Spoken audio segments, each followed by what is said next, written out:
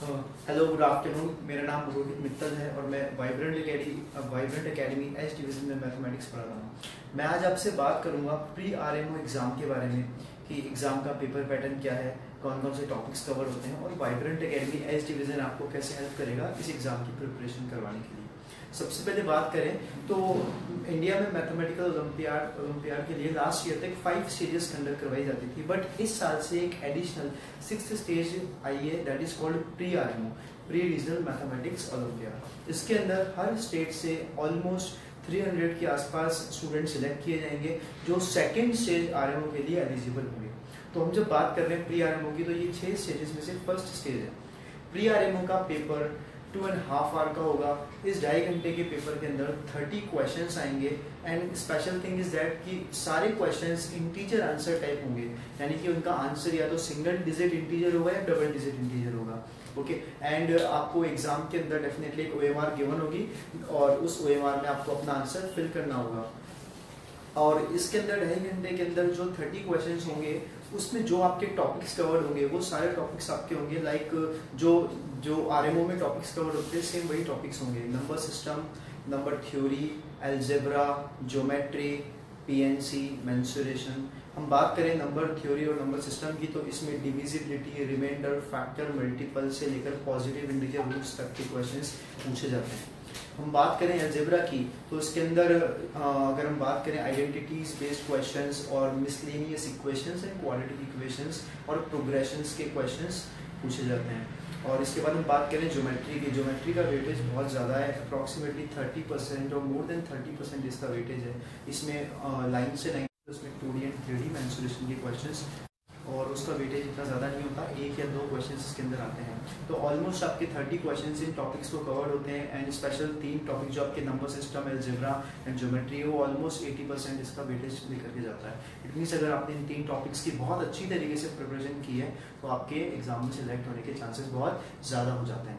अब मैं आपसे बात करूंगा कि वाइब्रेंट एकेडमी आपको कैसे हेल्प करेगी, वाइब्रेंट एस डिवीजन आपको कैसे हेल्प करेगा इस एग्जाम की प्रिपरेशन करवाने के लिए।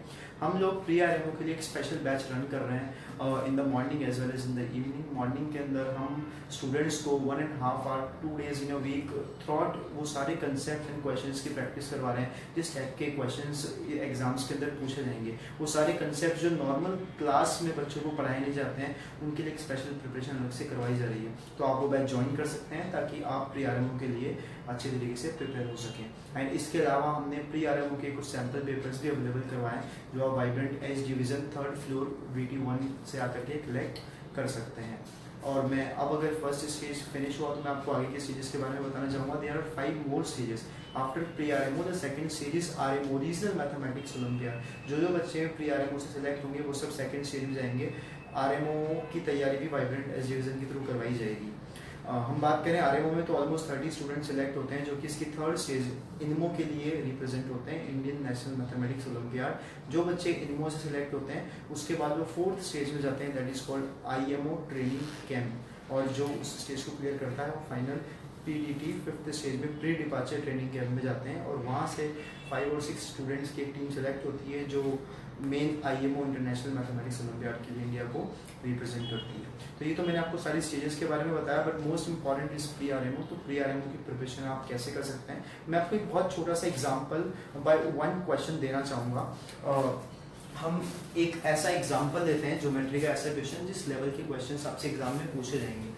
फर्स्ट ऑफ ऑल आपके सामने एक डायग्राम ड्रॉ है और this is the question which is written on the board. E is the midpoint of AD. So let's say we should start by drawing the figure properly. So this is the point E, which is the midpoint of AD. It means this AD is equals to EA. Now next thing, EC and BD intersect at F. तो मैं EC और BD को join करूँगा। EC and BD दोनों जिस point पे intersect करेंगी, this point is F. आगे आपसे बोला है AF and BE intersect at G. तो मैं AF and BE को ज्वाइन करूंगा जहां पर ये इंटरसेक्ट करेंगी, this point is G and I need to determine the value of this angle, angle G B. तो जनरली इस क्वेश्चन के अंदर आपको ज्यादा कुछ गिवन नहीं है, नथिंग इज गिवन, कोई एंगल गिवन नहीं है, but it is given that ABCD is a square. So ABCD is a square and E is the mid point of AD। तो हम इससे स्टार्ट करेंगे and I need to find the value of this angle.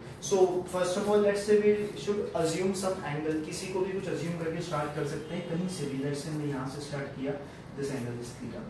Now because ABCD is a square, so this angle A is 90 degree। यहाँ पे आपको angle 90 degree का given है, angle A 90 है and this angle is theta, so we know that this angle should be 90 minus theta by angle sum property in triangle AEB। The sum of all the three angles is what? 180 degree। So ये angle theta है, ये 90 minus theta है, 180 degree है। Now अब यहाँ पे देखें कि EAG इस ट्रायंगल के अंदर if I need to find the value of this angle, ये एंगल आपका एक्सटीरियर एंगल है ट्रायंगल EAG का।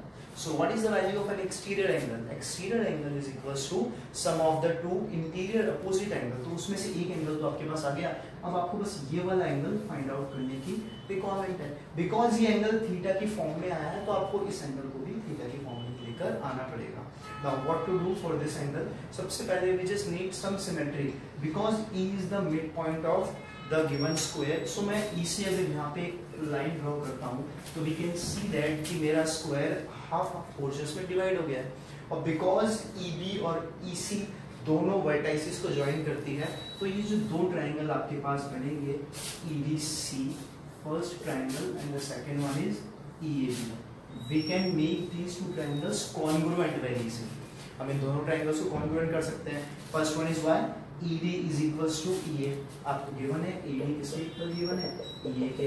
Second one DC is equals to AB, all the sides of the squares are equal to each other, and the third thing is कि this angle is 90 and this angle is 90। तो बहुत easily आपके दोनों triangle EAB is congruent to triangle EBC, वो आपका triangle EDC से क्या हो गए? congruent हो गए। by what criteria? by SAS criteria। side AB is equals to side DC, angle A is equals to angle D 90 degree and A is equals to ED। now we know that when two triangles are congruent, the remaining sides and the remaining angles are also equals to each other। so ये angle theta है तो ये वाला angle भी क्या होगा? Theta होगा। Clear? ठीक है। नाउ हमें एक लास्ट ऑब्जर्वेशन और देखना है कि अगर ये एंगल थीटा आया और बिकॉज मुझे ये एंगल निकालना है AGB, this is the sum of this and this, इस एंगल की वैल्यू चाहिए।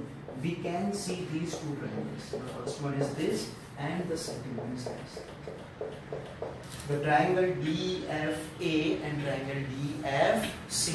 we should try to make these two triangles also congruent, और ये बहुत easily हो जाएगा।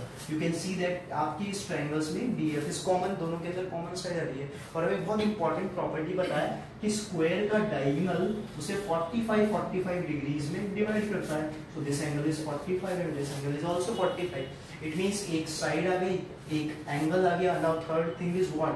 the side DA is equals to the side DC। so again the common side DF 45 degree angle equal and DA side is equals to DC। so again by side angle side criteria these two triangles are congruent। so these two triangles are congruent, so we can see that triangle FBA is congruent to triangle FBC and again by CPCTC when two triangles are congruent the remaining angles and sides are also equal। this angle is theta, so this angle should also equals to theta। now what you need to find angle AGB, और ये किस किस का सम होगा? 90 minus theta and theta, so 90 minus theta plus theta, the result is 90 degree और आपका angle आता है। so you know these kinds of questions will appear in pre-RMO, जिसके अंदर नॉर्मल कॉन्सेप्ट्स होंगे प्लस आपको उन्हें ऑब्जर्वेशन के साथ साथ अप्रोच अच्छी लगा करके क्वेश्चन सॉल्व करना है। okay, so my best wishes for all the students who are going to appear in pre-RMO। thank you।